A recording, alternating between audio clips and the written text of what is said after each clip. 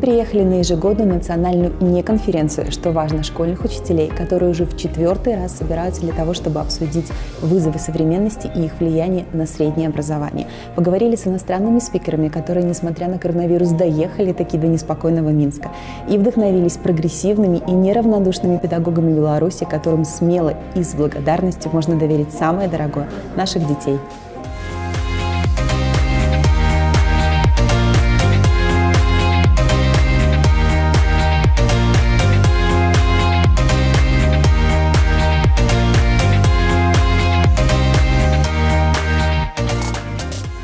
Это сусідний формат, колись придумали где-то в США, і зараз як франшиза ходить по світу. Тому що нема докладно визначеної програми до самого моменту, до самого дня мероприемства. Только в сам день, в первый день мероприемства, сами шуденники формуют эту программу. Там называется не конференция, она отрознится от звичайно. Или дошлите мне загодя за тиждень, за два вот эту программу. А нема программы. У нас, як ми жартуємо, у нас формат не формат. І програма, як ви зараз бачили, у нас відбувається кірмаш ідей, коли люди питчать, презентують за короткий час свої ідеї, напрацовки, і інші удільники ж, вони голосують. І своїми голосами вони дають перевагу тому, ті іншому наставнику, той ті іншій школі, той ті іншій темі, які будуть після презентовані на протягу сьогоднішнього і завтрашнього дня в різних аудиторіях. В этом году особливість тим, що ми поспробували запросити якомога більше, як зараз ми жартували, першокласів, таких, як вони самі жартують, першиню, хто приїхав, першиню, хто почув, довідався, поширати цю базу. Ми всіх запросити не можемо, у нас обмежована кількість удільників. І в цьому році, справді, у нас особливість той, що нові, шмат нових удільників з різних, з городів, з вёсок. Ми кожен рік спробуємо додавати які додаткові веди, запрошати людей з бізнесу, управлінців, як вони розповідали, про компетенції 21-го століття, ким, кого чекають працедавці. Шмат професій, про яких не вчать в школі, коли в учня нема в оточенні батьків, які предформальники, менеджери, HR, піари, там не розуміють, що таке. Коли будете в школах, так там реально висять дошки, там вибір професій по старинке. Наставник, доктор, милиционер, инженер, бла-бла-бла, ветеринар, все. А они приезжают, хоть доведываются, что есть такое HR, PR и все такое.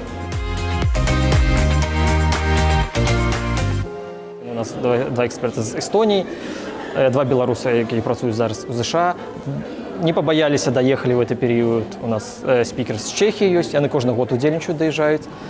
Один спікер приїхав з України, другий год запар. І долучили ще сім'я наставників, так само з України приїхали.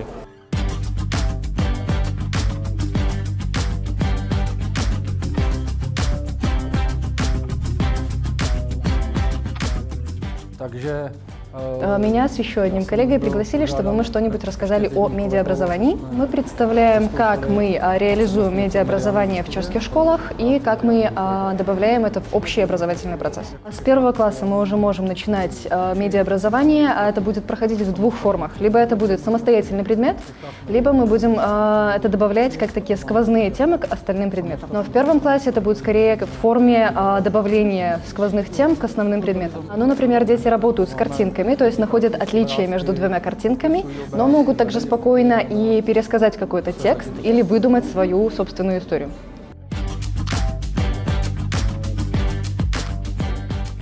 Сначала мы не понимали вообще, что с этим делать, но карантин был во всех школах, поэтому постепенно мы пришли к онлайн-обучению и к единой системе. А те требования, которые присылало министерство, они были очень общие, и поэтому каждая школа была вынуждена как-то применять это на своей практике.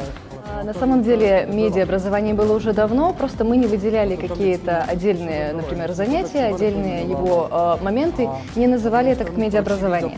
А в настоящее время, естественно, СМИ, медиа вокруг нас разрастается, оно становится более популярным, поэтому мы вынуждены выделять как отдельную сферу.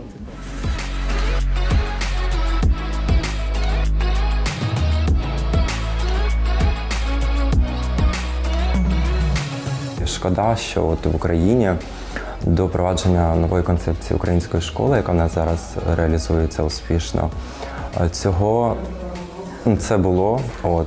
І сьогодні вже ж говорили, що всіх дітей, які навчали в школі, мене також, на жаль, фарширували знаннями.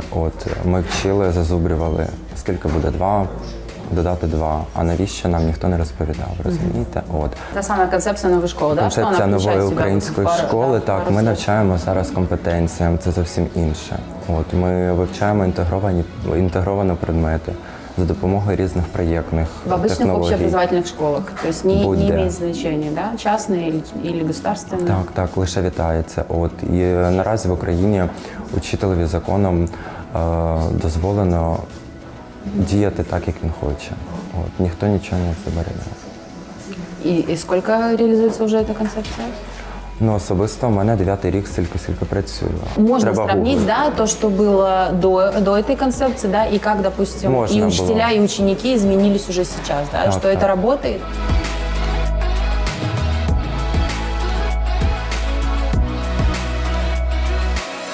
Ну, просто, чтобы вы понимали, да, допустим, масштаб Украины, да, и масштаб Беларуси. И, допустим, вот это не конференция, на которую, скорее всего, едут прогрессивные педагоги, которые хотели бы взять какой-то опыт от своих коллег, не обязательно международный, там, от вас, от вот сейчас ребята из Чехии, да, рассказывают про свои какие-то инструменты, которые они используют в обучении. И вот этих людей, их, ну, это, наверное, 5%, да, от общего В количества. Білорусі? Да, от общего У вас, количества. напевно, так, 5%. У нас це більше, тому що у нас, якщо я не помиляюся, вже 6-й рік рух EdCamp, от, і дійсно це рух таких безстрашних педагогів, педагогинь і інших агентів, агенток зміни, які готові віддати все для того, щоб змінювати систему.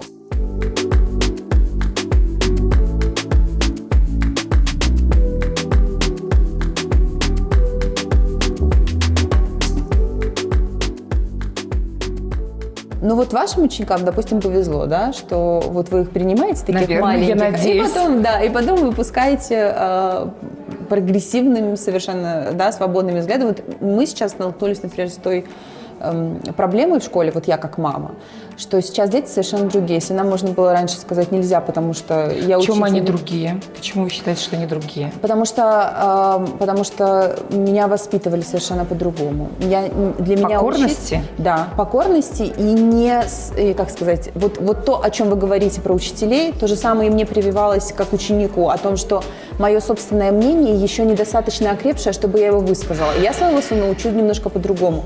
И сейчас идет столкновение учитель, такой, да, он просит покорности, еще из той системы. А ребенок, который уже с таких взглядов, уже эту покорность дать не может. Я могу согласиться с этой позицией, но не как, наверное, как родитель, да, но как учитель я немножко смотрю на это иначе. Мне нравится, когда дети непосредственно, мне очень нравится, когда дети говорят о том, что они думают.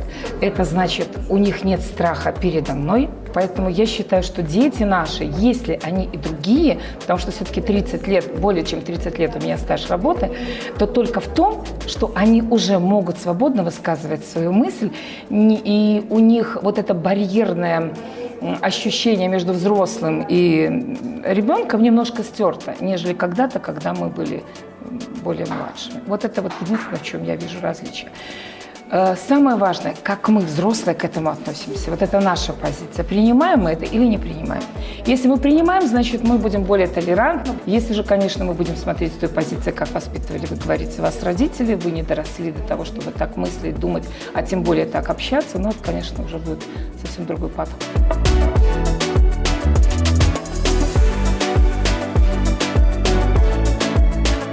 Хорошо, вот вы уже 4-й раз, да, участвуете в этой конференции. Вы набираетесь опыта, общаетесь с иностранными спикерами, формируете, да, свою систему образования, которую хотели бы внедрять конкретно, да, на своих, для своих учеников. Дальше вы приезжаете в свою школу, да, где есть учителя, возможно, ваши коллеги, которые не поддерживают такие Конечно, прогрессивные есть, взгляды. конечно. Как, когда вы отдаете своих маленьких выпускников начальной школы уже в среднюю школу, где, возможно, есть учителя, которые придерживаются более консервативной системы, да, есть ли у вас задача, как у педагога, понятное дело, внедрить вот эти системы для детей, а есть ли у вас задача, как у педагога, научить и показать вашим коллегам о том, что можно по-другому, и это, возможно, ну, даст больше фидбэк? в будущем? Вы знаете, я бы ответила так.